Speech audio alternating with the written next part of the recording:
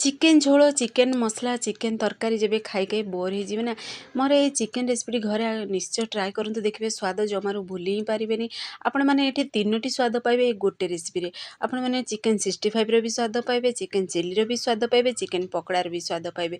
बहुत ही unique tasty recipe dhaba restaurant style खाଇବା आपण मैंने घरे पूरा इजिली प्रस्तुत करें तो फुल वीडियो वाच करूँ पूरा ट्रिक सहित जापर छोट छोट टिप्स भी आपण मानक सेयार कर तो चलो तो लेट नक रेसिपी आज आम प्रस्तुत करवा। नमस्कार जय Jagannath friend chillies Odia kitchen को आपण मानक अनेक अनेक स्वागत। तो आज आम प्रस्तुत करवा चिकेन रो बहुत ही टेस्टी यूनिक रेसिपी तो फुल वीडियो को वाच करंतु पूरा ट्रिक सहित जापर तो चलतु लेट नक रेसिपी प्रस्तुत करवा। प्रथम आम हाफ केजी बोनलेस चिकेन नहीं आपण मैंने बंद थी भी नहीं पारे अल्प टिके खटा नथिबा दही एड करवा पुणी एठी देखंतु अदा रसुण पुणी काश्मीर रेड चिली को मिक्सर में ग्राइंडिंग करी एड करछि कलर पाई बोली पुणी एठी हळदी गुंड लंका गुंड पुणी गरम मसला स्वाद अनुसार दबा लुण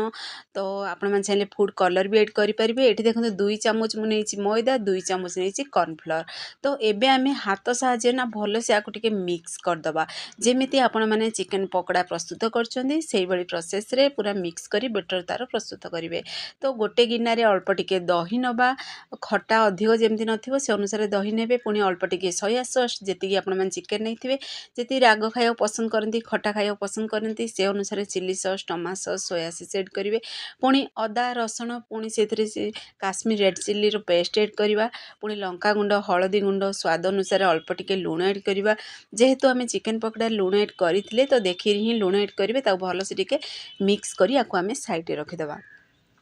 तो देखो ये पूरा आधा घंटा रेस्ट में रखी देते आधा घंटा पर गोटे करी आम अल्प टिके तेल नवा रिफाइन तेल तेल पूरा गरम हो सारा पर आम से एड करदे चिकेन को एड करी पूरा आपको मीडियम फ्लेम ही फ्राए करवा जेहेतु देखिए जदि हाई फ्लेम रे चिकेन को फ्राए करेंगे तो बाहर क्रिस्पी हो भितर भलसे सीझबनी खाया बहुत टेस्टी भी लगे तो से सब मीडियम फ्लेम रे ही फ्राए करेंगे जमी पूरा जूस भी बनब जेहेतु बोनलेस चिकेन प्रस्तुत कर बहुत ही यूनिक स्टाइल बनी पूरा रेडी हम आपण मैंने ढाबा स्टाइल खाइबा घरे पूरा इजिली प्रस्तुत करें। तो देखो बहुत बढ़िया पूरा कलर भी आसीगले ब्राउन कलर आसी सारा पर आम गोटे प्लेट को बाहर करदे से प्रोसेस रे आम सबू चिकेन पकोड़ा प्रस्तुत कर रेडी करदे। तो आ गोटे स्टेप भी आपण मानक बनईकी देखी दूची तो देखो प्रस्तुत भी हो सारा।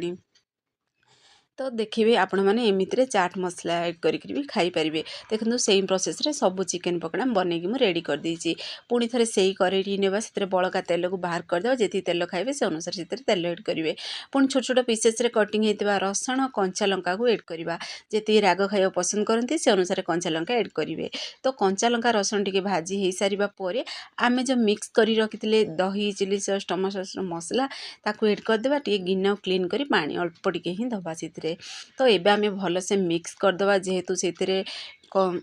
पूरा माने आमर काश्मीर रेड चिली अदा रसुण पेस्ट भी पड़ता तार टे फ्लेवर जीवाक दबा। तो एबे हम से अल्प टिके लास्ट रे कस्तूरी मेथी ऐड करवा आपण मैंने चाहिए धनिया पत्र भी ऐड करें भल से मिक्स करदबा। तो देखो बहुत बढ़िया स्मेल भी आसी तो यही समय ऐड करदबा आम चिकेन पकोड़ा को। तो देखिए पूरा न्यू शैली रे आपण मानक सेयार करछि आपण माने एई प्रोसेस रे थरे बनेकी देखंतु ना घरे समस्ते पसंद करेंगे आ बारंबार बनैया को इच्छा हो। तो एबे आम भल से मिक्स करदबा आउ अधिक सुखा करवानी जेहेतु देखिए अधिक जब पूरा ड्राई करदेवे ना से पूरा माने एमितरे भी से पूरा देखिए जूस को पूरा से एब्जॉर्ब करिवो से जो मसलाटा देइचंदी कोटिंग। तो एतिक ही रखी आम गैस पेन को ऑफ करदेबा देखंतु केते सुंदर भी देखा होची। तो एबे आम आउ टिके टेस्ट को बढ़ावा पई आम टिके तंदूर टिके फ्लेवर देवा पई जळुथिबा कोयलार अल्प टिके घी बा तेल ऐड करदेबा तार पूरा से स्मोकिंग फ्लेवरटा सेथि को जीवाक दबा एबे आम जाई सारिबा पर भल से मिक्स करदबा।